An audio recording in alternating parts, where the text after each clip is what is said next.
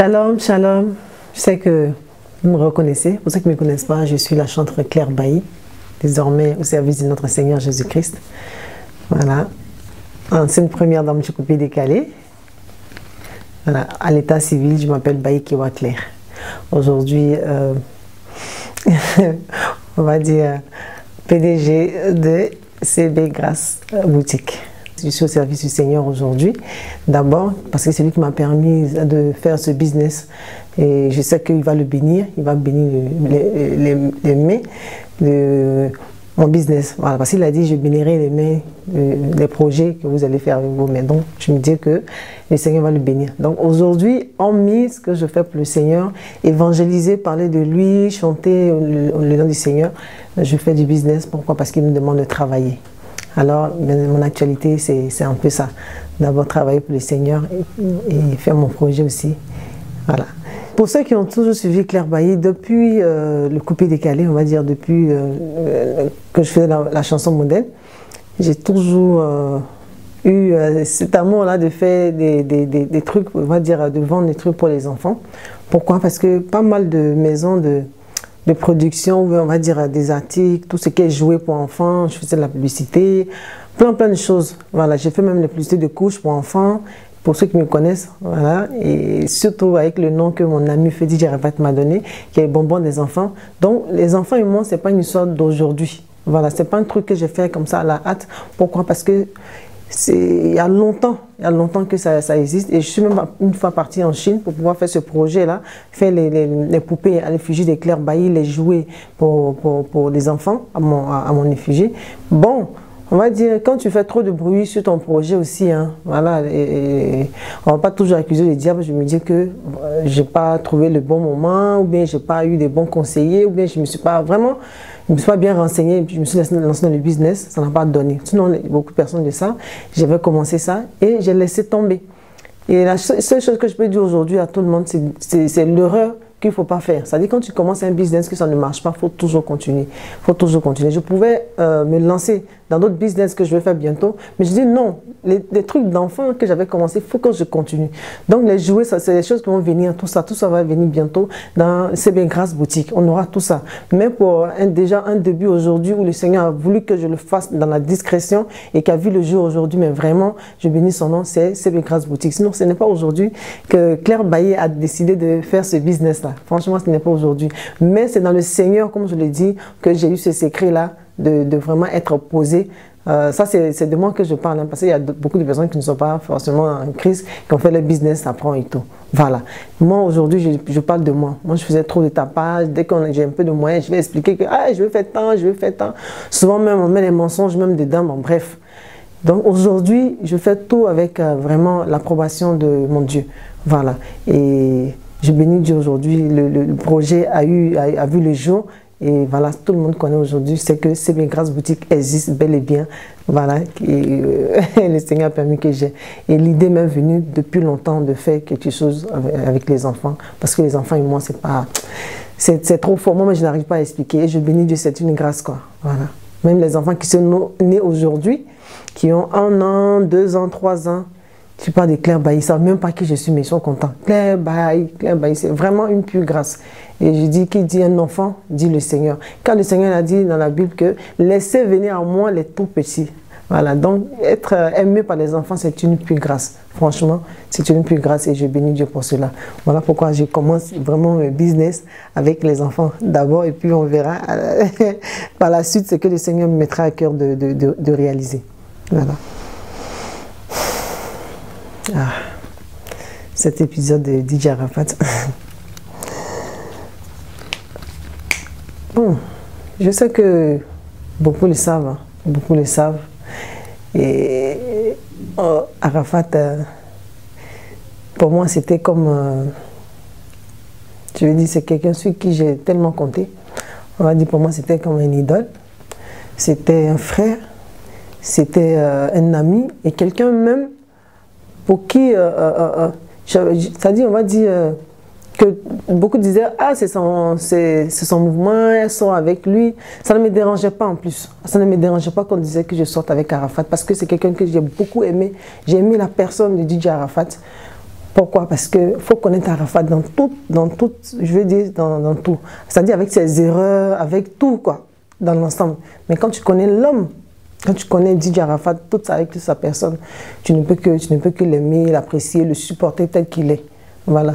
Et la relation qui me liait avec à DJ Arafat, c'était surtout cette rage qu'il avait là. C'est ce qui me contaminait beaucoup. Pourquoi? Parce que c'est quelqu'un qui avait beaucoup la rage pour le travail. Je veux dire, il lâchait pas, quoi. Il lâchait pas. Donc, tu ne peux qu'admirer et puis t'inspirer de lui. Et moi, je m'inspirais beaucoup de DJ Arafat. Si les femmes dans le coupé de Canaan ont commencé à faire les roucascas et tout ça, comme les gens le disent, c'était DJ Arafat qui m'a conseillé cela pour dire non, on change un peu. Donc, quelque part, c'est quelqu'un sur qui je comptais. Oui, sur qui je comptais. C'est vrai, aujourd'hui, je compte que sur Dieu. Sinon, avant, je comptais sur DJ Arafat. La preuve, pour mon concert qui n'a pas eu lieu, au lieu du concert de partir faire ses funérailles, c'était sur Arafat que je comptais. Je comptais sur l'homme, l'être humain. Mais aujourd'hui, j'ai compris dans la vie qu'il faut compter sur Dieu. Si je savais un instant que mon ami allait me quitter comme ça, ainsi, peut-être beaucoup de choses, je ne sais pas. Je ne sais pas. Il y a tellement de choses qui, peut-être qu'on pouvait dire ou bien faire, je ne sais pas que faire. Mais aujourd'hui, il est parti comme ça, un coup, brusquement. Brusquement. Et quand je vois certains commentaires pour dire oui, la mort d'Arafat a fait qu'elle a quitté, elle ne veut plus, elle fait ceci, elle fait cela. Je dis c'est assez dommage. Moi je bénis Dieu aussi, c'est ça que le Seigneur a attendu pour me convaincre de le servir. Vraiment, que d'autres personnes se réveillent, quoi. Parce que normalement la mort d'Arafat, comme je le dis toujours dans la plupart de mes interviews, la mort d'Arafat devait servir de leçon à beaucoup de personnes, surtout la jeunesse. Surtout la jeunesse. Tu peux faire ce que tu veux, mais donnez vos vies à Jésus. Donnez vos vies à Dieu, c'est-à-dire à l'Éternel des armées, à Jésus-Christ de Nazareth. C'est la meilleure chose. Tu peux faire ce que tu veux. Sois dans ton truc que tu es. Mais les choses inutiles, que ce soit le maraboutage, que ce soit des choses, je ne juge, comme je l'ai dit, je ne juge pas. C'est Dieu qui change. Mais déjà, étant comme ça, donne ta vie à Jésus. Parce qu'on ne sait jamais. Le monde est tellement, aujourd'hui, c'est devenu tellement fragile. Tout le monde, c'est-à-dire les jeunes, petits comme grands, tout le monde meurt en désordre. On empoisonne en désordre, on tue en désordre, c'est-à-dire il y a des accidents en désordre. Tout, un matin tu te réveilles, tu es en train de rigoler, on dit telle personne est morte. Des jeunes filles, des garçons. Donc si la jeunesse aujourd'hui ne se réveille pas avec cette mort brusque d'Arafat, qui était connu, quel est le succès, tout ce que vous pouvez imaginer, qui est parti comme ça un coup. Et qu'on dise aujourd'hui, non, c'est pour ça. Je bénis Dieu. Mais laissez-moi vous dire, c'est Dieu qui donne la force. C'est pas à cause d'Arafat, j'ai tout arrêté, quelque chose qui me donne à manger, un coup comme ça, j'arrête. Non. Mais c'est quelque chose que tu sens l'appel de Dieu. Parce que si Dieu lui descend devant moi pour m'interpeller, je n'allais pas le sentir. Donc, toute chose part de quelque part. Avant Arafat, pour ceux qui me connaissent, il y a longtemps, moi je suis chrétienne. J'ai donné ma vie au Seigneur, j'ai accepté le Seigneur depuis 2000, il ne faut pas que je vais mentir, hein, 2007, si je ne me trompe pas. Voilà, si je ne me trompe pas. Donc, c'est pour dire que je partais à l'église, malgré que j'étais dans ce monde-là, je partais à l'église jusqu'à aujourd'hui, à ce que le Seigneur me touche, jusqu'à ce que le Seigneur me donne le dégoût de partir dans les boîtes de nuit, de partir dans... Voilà, je ne dis pas que ceux qui sont là-bas, c'est des démons ou quoi, mais je parle de moi. Parce que toute personne a son appel. Parce qu'on est tous, c'est vrai, hein, on est tous créatures de Dieu, mais on n'est pas tous enfants de Dieu, ça c'est un. Et de deux, le Seigneur connaît ses élus. Il sait qui il peut toucher pour travailler pour lui. Donc moi je ne dis pas à tout le monde de venir servant de Dieu ou serviteur de Dieu. Non, non, non, non, non. Je dis donne ta vie à Jésus. Toi qui n'as pas encore accepté Jésus, donne ta vie à Jésus. Toi qui as accepté le Seigneur, lis la Bible. Il n'y a que là-bas que se trouve la vérité. Tu verras que ta vie va changer dans plusieurs domaines. Tu verras que ce que tu faisais avant, et puis tu n'as pas encore la paix, tu auras cette paix-là. Donc, mon histoire avec DJ Arafat, c'est une histoire tellement profonde que les coïncidences, le hasard n'existe pas. Arafat me met à cœur, non, on fait un concert. Il faut faire un concert parce que les filles, là, parce que lui, c'est comme ça. Lui, il a l'esprit de la concurrence. Il n'aime pas se laisser faire. Il ne veut pas que quelqu'un vienne. Donc, moi, il me poussait à ça. Je dis, ah, moi, il n'aime pas comment tu fais là. Il dit, non, il ne faut pas laisser. Tu vois, et puis il parle des filles un peu. Les filles, là, elles veulent venir. Tu vois qu'elles te dérangent. Tu es la maman pour faire un concert. Et j'ai accepté. Pourquoi? Parce que c'est Arafat qui l'a dit. Je fais confiance. C'est-à-dire, pour moi, Arafat, c'est mon idole. Si je dis, j'ai eu une interview, si je ne me trompe pas, que je fais dans le temps, je dis, si moi j'étais un homme, j'allais faire comme DJ Arafat. Parce que pour moi, il se bat, mais il se bat pour quelqu'un qui est venu de la rue, qui est venu de nulle part, à qui Dieu a donné la gloire, c'est-à-dire non, mais franchement, pour moi, c'était mon idole. Sur le plan coupé, décalé, la musique qu'on faisait. Bref. Et je me lance dans le concert dont tu m'as conseillé de faire. On donne la date, 30 août. Mais comme par hasard, ce 30 août-là, c'était la date de ses funérailles. C'est pas possible, quoi, en fait. C'est pas possible. J'ai pas envie de pleurer aujourd'hui parce que, voilà, je suis fatiguée. Mais 30 août, au lieu d'être parlé de la culture, j'ai sa vidéo encore que je n'ai même pas effacée. Je suis allée le trouver dans son studio. Il a dit à la Chine qu'on va casser le palais. Il a dit quand même encore, on va foutre le bordel. Bon, c'est sa manière de parler. Au lieu de 30 août au palais de la culture, on se retrouve au stade Félix Houphouët-Boigny, en train de pleurer DJ Arafat. En train de pleurer DJ Arafat. Non, mais de vous à moi, je le dis toujours, dites-moi quel signalement vous voulez que j'entende pour savoir que non, mais ça suffit quoi. Il n'y a rien du tout dans ce monde. L'argent, c'est une nécessité. La vie qu'on mène, c'est bien beau, mais on n'est pas maître de nous-mêmes. C'est le Seigneur qui tient notre souffle de vie. C'est lui seul. Satan ne peut rien. C'est-à-dire Satan, ou je ne sais pas comment il s'appelle, ces démons, lui, il n'a rien créé. C'est Dieu qui nous a tous créés. Lui-même, il a été créé.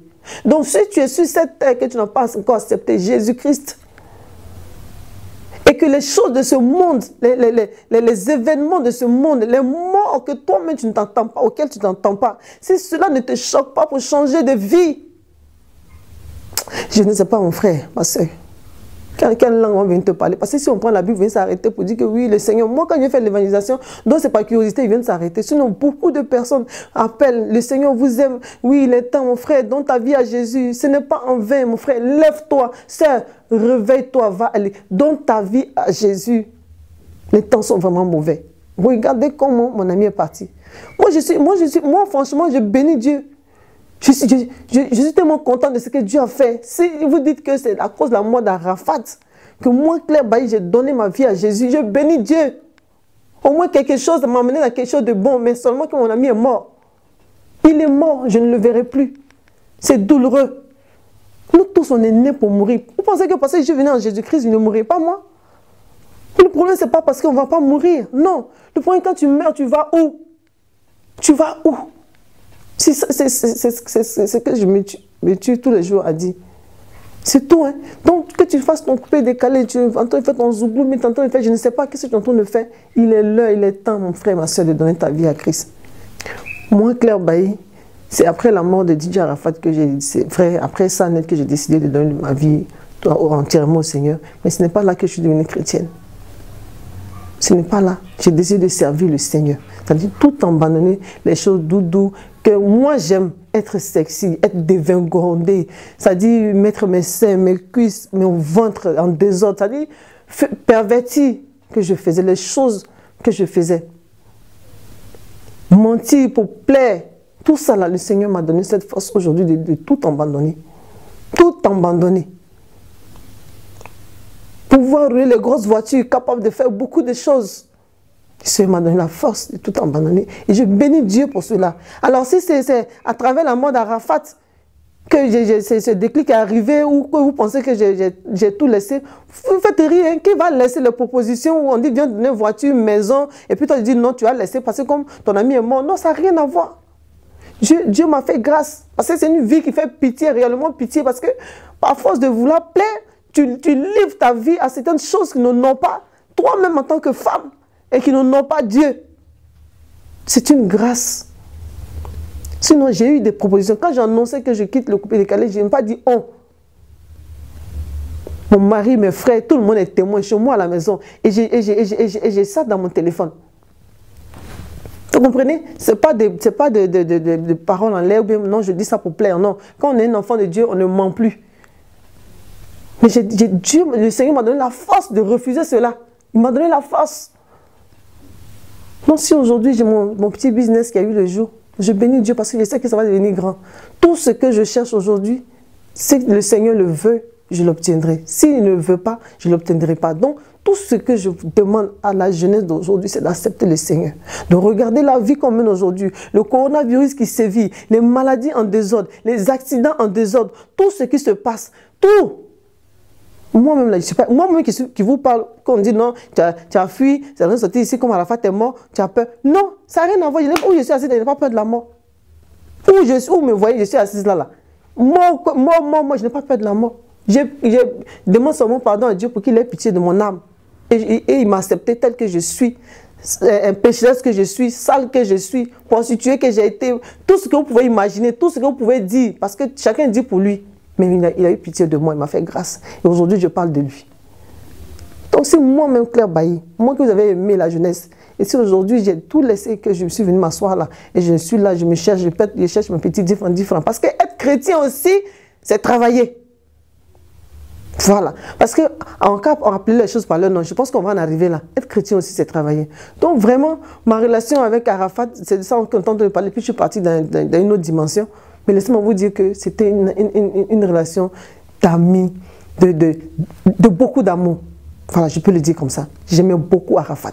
Et ma famille le sait, mon entourage sait, et lui-même son entourage sait. J'aimais trop Arafat, beaucoup même. Parce qu'appeler quelqu'un son idole, ça veut dire que tu aimes cette personne. Même avec ses défauts, moi j'arrivais à les défendre. Avec ses défauts, jusqu'au jour d'aujourd'hui. Sinon, il me fait fâcher, il m'a même fait fâcher aussi. C'est un être humain, je suis un être humain. Mais tu ne peux rien. Tu aimes une personne, tu aimes la personne. Tu ne peux pas dire que tu aimes une personne et détester la personne, ce n'est pas possible. Donc vraiment, ma relation, comme je l'ai dit, c'était une relation vraiment d'amour, de fraternité, d'amitié, de vraiment tout quoi. Tout. Et j'étais là, bizarrement, j'étais, on va dire, pratiquement la seule personne dans le showbiz. Je pouvais préparer chez moi à la maison et puis envoyer à DJ Arafat d'aller manger. Parce que sa famille, je ne sais pas. Avec sa famille, oui. Mais je parle d'amis. À moins qu'il est sorti au restaurant manger, mais préparer chez moi à la maison. Prendre la nourriture, comme ça, marcher, venir déposer, puis il mange là. Avec moi, il faisait ça. Pour vous dire que la confiance qui régnait.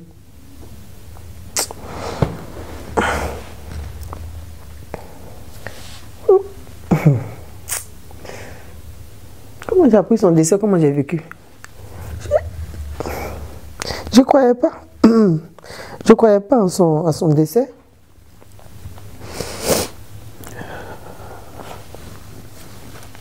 Je ne croyais pas du tout. Honnêtement, je ne croyais pas. Est-ce que je peux continuer? Je ne sais pas.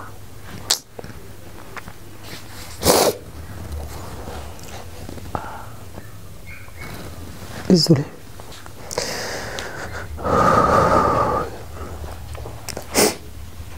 J'ai appris la mort de DJ Arafat. J'étais à San Pedro. Voilà. Et avant de partir sur San Pedro, il avait son concert de Yelem. Yelem, je sais pas, voilà, c'est ça, Yelem. Alors ça, Yelem, c'est à Treichville. Un mercredi, je suis partie le voir. Moi, Roland Djidji, mon petit frère, à Mantiria. On est parti le voir à la maison, aussi au studio, pour qu'il fasse la vidéo et tout et tout. Et après ça, je lui ai parlé de quelque chose. Il m'a dit, ok, comme tu vas à San Pedro, quand tu rentres, on va parler de ça. Voilà. C'était par rapport, à un truc familial. Voilà, c'était par rapport à un truc familial, je lui ai parlé de ça. Il m'a dit, non, quand tu viens, on va en parler. J'ai compris. On va parler. Bref. Et le mercredi, moi, j'étais en train de faire la promo, il fallait vendre les tickets, tout ça, parce qu'on était déjà en août. Et le concert, c'était le 30 août. Et habituellement, je suis l'une des personnes dans le coupé décalé. J'étais l'une des personnes dans le coupé décalé qui soutenait Arafat. On va dire qu'il fasse un concert en France, partout. J'étais toujours là. Mais bizarrement, ce jour-là, Yelems, les tickets sortaient. On était du côté d'Abobo, après on était à Yopougon. Et j'ai même pas eu le temps de venir sur Yelems pour pouvoir être sur la scène. Donc, il y a Yves qui n'arrêtait pas de m'appeler pour dire « Ah, mais viens, viens, il faut que tu passes. » J'ai dit « Je suis bloqué ici, les gens sont en train de payer les tickets. » Je ne comprenais pas. On était samedi et moi je devais décoller d'Abidjan le samedi, même samedi là, c'est-à-dire dimanche à 5 h du matin pour pouvoir aller comment on appelle ça, à San Pedro pour aller faire le SEO des trucs de, comment il s'appelle, Eric Patron. Voilà, excusez-moi, Eric Patron. Et je devais partir là-bas. Donc du coup, je n'ai pas pu voir Arafat. Mais on parlait. Je suis désolé, je lui ai dit, je suis désolé, non, c'est pas grave. Et quand tu rentres de San Pedro, on se verra. On était dimanche, je crois que c'était le jour de la Tabaski. Et moi, j'étais à San Pedro. Et étant dans la chambre, c'est mon mari même qui m'a envoyé un message pour dire, ah, tu as vu sur Facebook, ton ami, là, il a fait un accident de moto. Tu vois, c'est comme ça qu'il m'a parlé. Et parce qu'il ne peut pas me dire, comme ça, que non, il est mort, tout ça. Parce que lui, il dit que quand il a vu la photo, qu'il a su que, il pense qu'Arafat n'allait pas s'en sortir. Mais il ne me l'a pas dit, il a dit seulement que, ah, ton ami, là, on dit qu'il a fait un accident. J'ai dit, qui ça? Il dit Arafat. Et moi, je partais en prestation, j'étais prête. Et je partais en prestation, j'ai dit, Arafat a fait un accident. Et comme on sait qu'il fait toujours les accidents de moto, donc personne ne peut imaginer même que c'est grave jusqu'à Arafat va partir dans ça. Donc du coup, moi je dis, envoie-moi quand même la vidéo, si tu as vu la vidéo, envoie-moi, parce que je n'aurai pas le temps d'aller sur Facebook, envoie-moi rapidement. Donc il m'envoie la vidéo qui circulait où Arafat était couché. Moi j'ai regardé, je me dis qu'il vit, puis il était couché. Et je prends mes danseurs, on part prester. Hey, l'esprit de mort, vraiment, c'est pas bonne chose.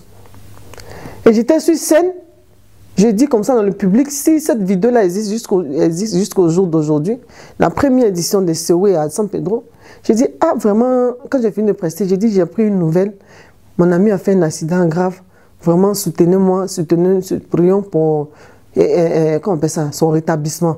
D'abord, le mot qui est sorti de ma bouche, prions pour le repos. Après, il dit, non, prions pour... J'ai dit, mais c'est pas possible. Le matin, on me dit non. Seigneur Jésus-Christ. J'étais en voiture, je partais voir mon papa ici. Je dis de là-bas, je suis parti à Abidjan. Et je suis en route. Un vieux père qui m'appelle pour dire, est-ce que tu es bien assise? J'ai dit, comment ça? Mais bien avant que le monsieur m'appelle pour me confirmer qu'on dit Arafat est mort, laissez-moi vous dire, je ne sais pas quel esprit qui m'animait. Mais demander à mon manager Kanté Faro, demander à mes danseurs, mais j'arrêtais pas de pleurer, mais bêtement. On m'a pas rié. Mais parce que je disais qu'on dit Facebook, ah, on dit il est mort, mais moi on n'a pas eu de confirmation. Mais rien que parce qu'on dit il est mort là. Mais je supportais pas d'entendre ça. Donc j'arrêtais pas. Mon mec me dit non, comme toi, ils n'ont pas confirmé sa mort. Je dis mais c'est pas possible. Ce que j'entends même, c'est pas bon. J'arrêtais pas de pleurer. Donc c'est quand j'étais au niveau de Soubré pour arriver à Issia, on m'annonce la mort. C'est-à-dire la personne qui m'a appelé me dit que c'est vrai. C'est-à-dire je suis tombée évanouie là. J'ai pris un moment de jeûne en plus. Hein. Je n'ai même pas encore accepté, parce que moi je vais beaucoup à l'église en ce temps, pas à l'église. Donc j'ai pris un moment de jeûne, j'étais dans la voiture, je prie, en même temps je pleurais. Seigneur aie pitié, il ne peut pas mourir, Seigneur aie pitié. On a nos projets, je compte sur quelqu'un. Vous comprenez ce que je dis? On a un projet, je compte sur quelqu'un, je compte sur mon ami, je compte sur un être humain. Donc je demandais, je pleurais le Seigneur. Non Seigneur, non, je ne crois pas. Sauve-le, je t'en supplie, je ne crois pas en ça. Il ne peut pas mourir. Et quand on m'a confirmé, je suis tombée. C'est-à-dire, tu ne pouvais plus m'attraper. Et quand tu es Farouk qui a appelé à Abidjan ici, non, donnez-moi les médicaments, on va calmer l'artiste. On me donne les médicaments pour me droguer. Je ne peux pas dormir, mes yeux sont ouverts. Et puis je parlais toute seule. Pourquoi? Parce que pour moi, c'est comme si Arafat était devant moi, puis je lui parlais. Mon ami, tu ne peux pas partir. C'est pas ce qu'on s'est dit. Toi et moi, on a rendez-vous pour parler de la culture. C'était trop dur.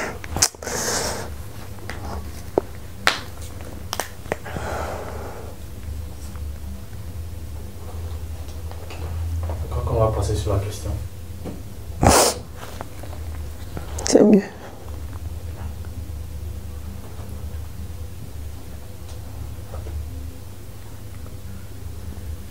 On peut continuer.